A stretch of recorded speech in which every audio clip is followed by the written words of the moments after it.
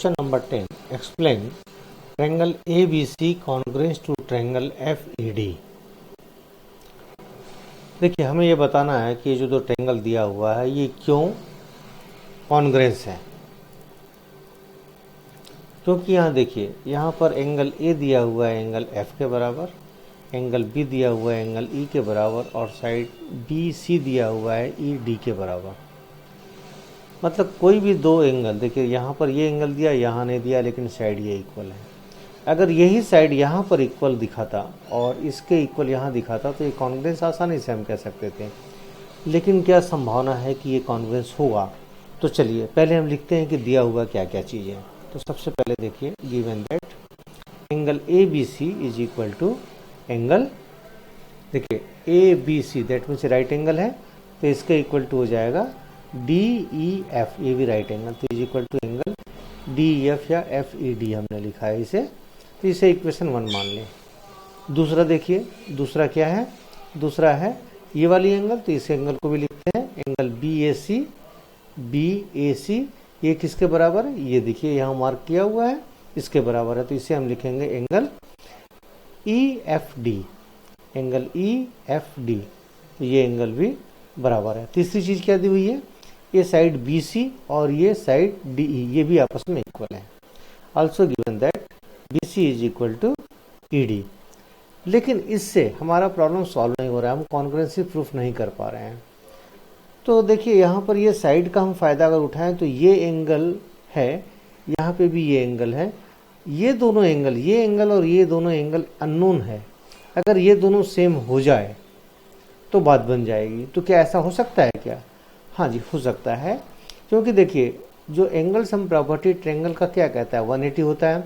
अगर दो एंगल आपस में बराबर हैं, देखिए ये इसके बराबर और ये इसके बराबर, तो थर्ड एंगल भी, दोनों ट्रायंगल का जो थर्ड एंगल है वो भी सेम होगा।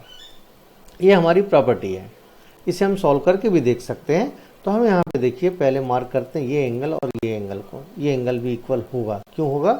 क्योंकि देखिए मान लीजिए यहाँ पे 90 है, ये 90 है, मान लो ये 60 होता तो ये भी 60 होगा, तो 90 और 60 हो गया 150, दैट मीन्स ये 30 एंगल होना था। सेम यहाँ भी 90 प्लस 60 150, तो यहाँ पे 30, तो इसका मतलब है कि दोनों एंगल सेम होगा।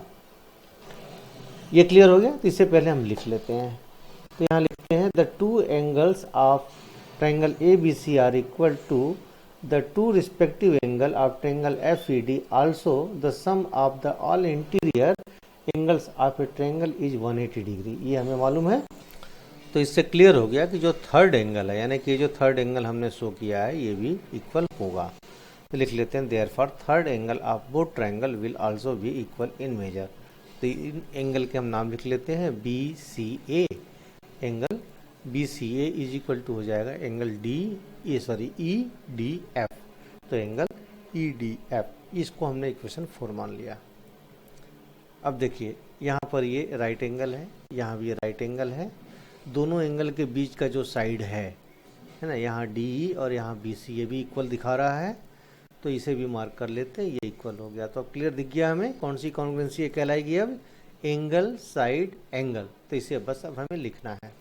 तो बाय यूजिंग इक्वेशन 1, 3 एंड 4, देखिए 1 में क्या था? 1 में A B C equal to E F E D, A B C equal to F E D. दूसरा क्वेश्चन नंबर, इक्वेशन नंबर 3 जो था B C equal to E D, B C equal to E D. और fourth हमने ये angle को जो बराबर किया है बी सी ए और डी ई डी एफ।